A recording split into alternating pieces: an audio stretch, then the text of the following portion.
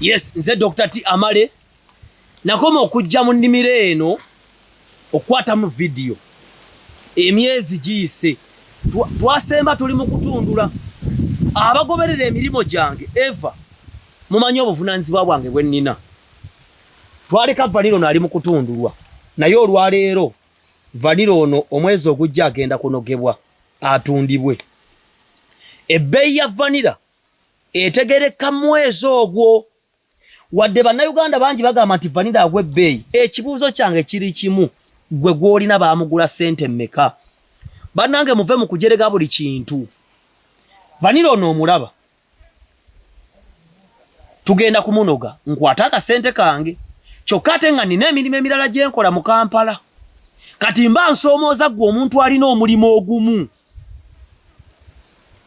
kikwetaagisa okutuula wansi n'osooka ofumiitiriza n'obala abalamu obwetaavu bw'olina n'ebyo mu maaso by'obala n'ebizibu ebikwetoolodde akalima akamu k'okola kagenda kukuyimirizaawo oba weetaaza okuliyetingawo ekintu eky'olubeerera kubanga oluusi tutondawo liquid businesses nga ekintu kyonna ekiri liquid kasita okiteeka ku muliro kyevaporatinga ne kigenda bannayuganda bangi balina business eziri liquid nga weeri leero ng'ereeta omulimu gw'olwali ssente y'olwaleero naye ng'ate enkya egenda kuggwaawo esaanewo asigale nga mwereere ne bw'oba ne bizinesi ey'okubiri naye nga bizinesi eyo teri reliable teyeesigika obanga atalina bizinesi yakubiri naye emirimu gy'ebyemikono n'okulima gy'emirimu oba side business oba permanent businesses ezibeerawo ebbanga ggwanvu ng'ate ziza amagoba lwakuba abavubuka bangi ne bannayuganda bagijerega kati ndowooza osobola okulaba nabagamba Dr. T Amale nange nasooka kukola mpaka ng'abavubuka bannange abalala bakola empaka naye nagenda okulaba nga kyetaagisa nga nze omuntu gwe basuubira nti nina kasente okwata akasente bwe nteekayo backup omuntu yenna bw'abeera n'ebintu bye ku ssimu ateekeddwa okubeera ne flash kwabitereka singa ssimu bagimubbako mu jjaamu ng'alina gy'asobola okujja documents ze kubanga singa obulwako ebintu byonna omulundi gumu abantu bajja kusekera bagambe lwaki tewabibaakinga. I tell you always, why don't you back up your finance? Twasemba okujja wano vanilo ono ng'atundulwa butundu ne wuuyu kati amulisizza we agenda kutundibwa kitegeeza nze ngenda kwenogera ensimbi ng'ate nina obusente obulala bwenkola kyekindeta mirimu nga gino nti ekindeta mirimu nga gino kulaga bavubuka bannange nti olwaleero opportunities mu Uganda mweziri era ntera okubabuuza nti bw'oba oyavuwadde olina embuzi nti nedda olina ente nti nedda olina vanira nedda olina amagi nedda olina kamulali nedda olina omuzigo nedda olina amata nedda olina obumyu nedda olina ensiriŋŋanye nedda olina ebisaanyi nedda olina envunyu nedda gavumenti ekoze eki etwavuwaza kitegeeza gwe wasigala wali ensi we yali osobola okutambuza n'olaba ennimiro yonna ogenda kunoga ebijanjalo bino obifunemu kilo oyinza okunoga ebirimba bino nga 3 n'ofunamu kilogulamu n'osanga efulumidde ku mitwalo 2 oba kati jjo mu corona omwaka oguwedde yabadde wansi kubanga akatale kaagwa mu nsi yonna yatunze ku mitwalo 5 naye omwaka guli twamutunda ku mitwalo 27 buli kilo kati tebereza Dr. T bwemba muno muvania yike 5 nga ninamu kilo zange 15 oba kilo zange 2 mba ne sente mmeka weewaawo n'alima ovakkedo waliwo mukwano gwange era azaali beno waffe Sembabule babayita bakanyisa Haas ovakkedo project balima ovakkedo kubanga ovakkedo bamugjamu ebizigo bamugjamu amafuta bamugjamu buttu oyo naye wa ovakkedo ayina n'emmwanyi nze ndi wa vanilla nina emmwanyi nina bogoya ate nkola comedy ndi presenter ate ndi musajja mulokole ebyo nabindeetera kasente kati gwe muvubuka munnange financial backup yo gy'olina eriruddawo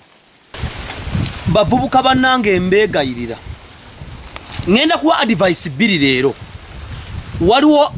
abaagenda ebweru w'eggwanga betuyita bakadaama nga bagenda kukomawo nga balina obusente bwabwe waliwo abali mu kupulaninga okugenda obugenzi abo abapulaninga okugenda obugenzi ngenda kubeegayirira kiyinza okusawundinga rude abavubuka mulekeraawo okugenda ebweru waayonoonese waliwo kye bayita crop rotation nti olwaleero bw'olima ebinyeebwa enkya olimawo kasooli obuwuka obwali buli ebinyeebwa bwe bujja okulya ebinyeebwa busangawo kasooli toteeka majigo mu kisero kimu kino nkibagamba buli kaseera abavubuka bannange emputu egula bbeeyi nnene ensi ekyukira ku sipiidi bw'ogaana okukyuka ng'ensingayo emenyeka kasita gwe okakanyala n'obeera bw'oti ng'ensinga emenyeka ebweru gye mugenda okukola tewakyali makulu ngenda kulaga ku lubaawo lwaki ebweru tewakyalina makulu olwaleero bannayuganda mbabuulya abavubuka bannange jjo nabagambye obulamu bwetaaga bajaasi omujaasi asiba ayimidde ku musana omujaasi tawakana Dr. T bwentwala akadde kange nenkugamba nenzija nkulaga ennimiro yange nenkugamba munnange kola bwoti ojja kumpakanya ebbanga ligenda kuyita ogenda kunnoonya hamu kiggundu leero byayogera enkya ogenda kumunoonya omusajja oyo omwebuuzeeko nga takyaliwo kubanga akadde k'ekintu bwe kabeerawo n'okwonoona obudde obwo buba bugenze wano hamu kiggundu yawaaba omusango nti bannange ebbanka zitubba obusente bannange ebbanka zitubba mu kwewola bannayuganda bangi mwavaayo ne mujerega omusajja mbwabyemalire sasula amabanja g'abanno wagwewola naye olwaleero abavubuka bakaaba amaziga abali ebweru basindika sente zaabwe osindika miliyoni 8 ogenda okukoma nga banka kusigaddeko miliyoni ezi toyina woowaaba toyina gyojja kwogera ate oluusi bwe tubagamba nga mukaayana ate kati abali ebweru w'eggwanga mulina obuzibu bwa mirundi 3 nti sente bw'oziteresa abaganda bo bazirya bw'oziteresa abooluganda bazirya ne bakuloga bw'oziteeka mu banka ezibba ate nebweru w'eggwanga tosobola kuziteekayo kati ate ezifiseewo entonotono toyina kyakuzikolamu kati ne tubanga abaana abagenda ebweru w'eggwanga ebitundu 95 ku 100 tebafunamu era basigala banyigidde gavumenti naye mbabuulire ekibatwala ebweru si lwakuba nti mugezezzaako ne mulemwa mugezezzaako nnyo ne mubadde mugezezzaako kikyamu oteekeddwa okukola n'okumanya nti ensi kati etambula naki singa ogerezamu ekyo ensi kyetambuliramu n'olemererwa then komawo gambe nti banna abaganda bange ngezezzaako kino ne kigaana bangi mwayita mu sekondale ne mugenda mu kusoma experience z'abantu abalala bangi mwasoma mirimu gya ofiisi bakuwa emitwalo 35 kwolina transport kwolina okupangisa ennyumba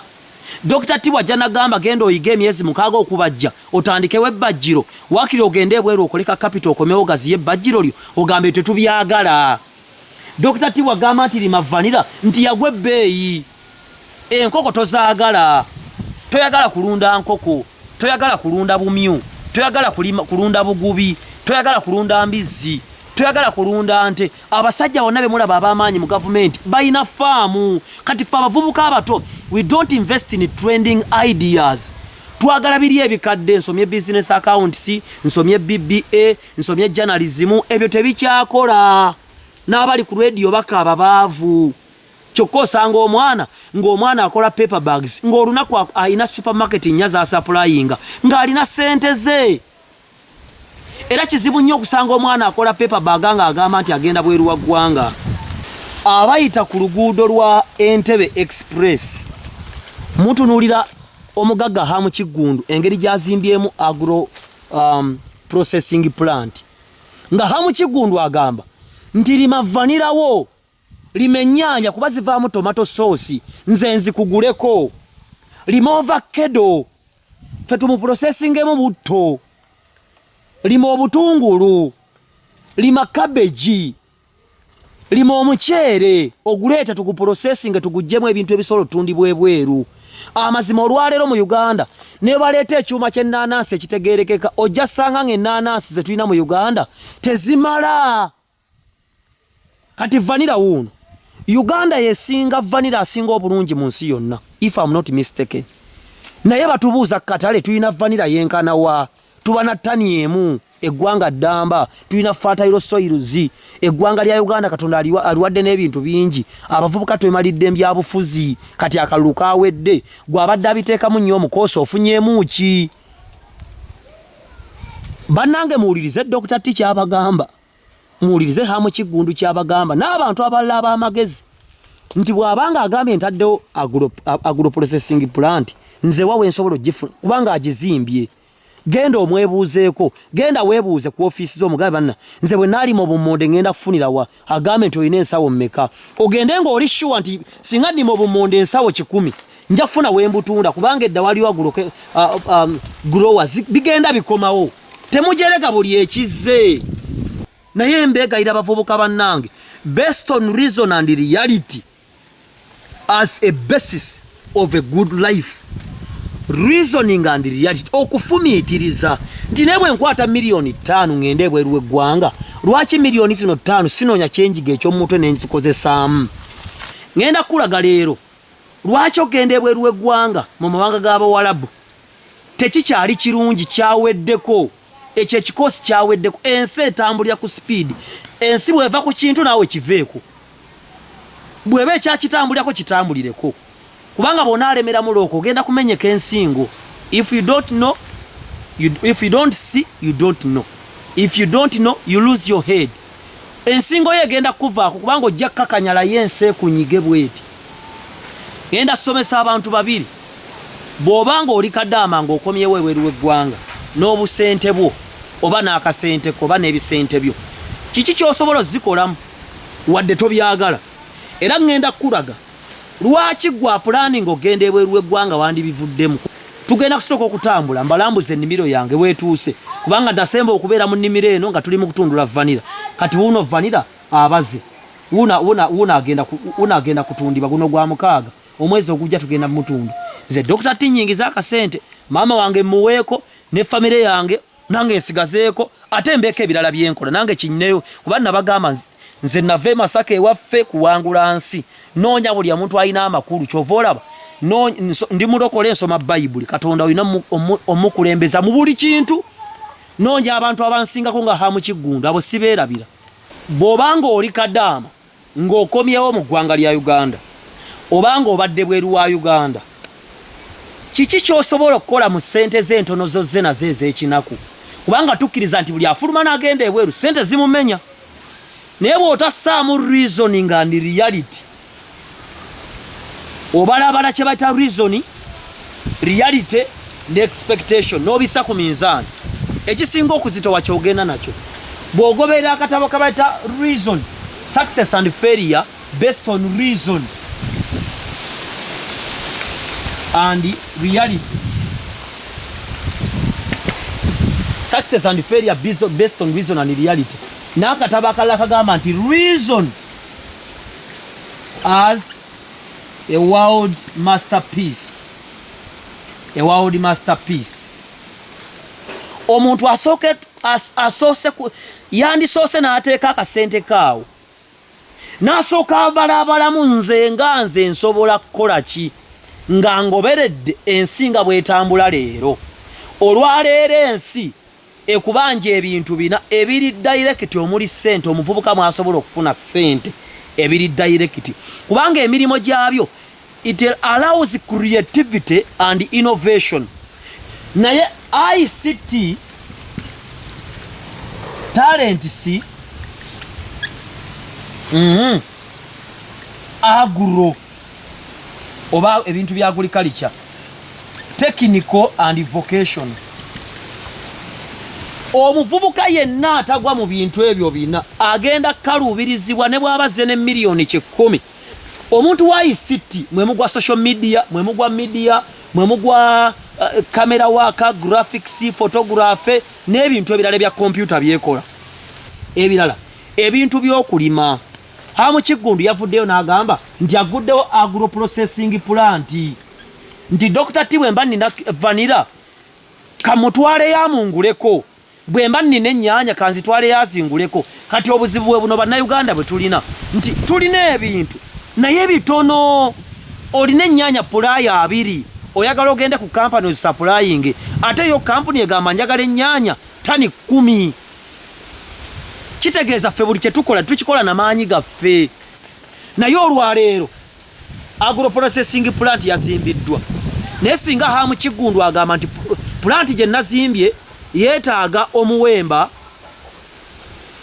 tani 5 tuzirina nedda singa omukulu hamu kiggundu agamba nti agro processing je nakoze yetaaga vanilla tani 10 tuzirina nedda.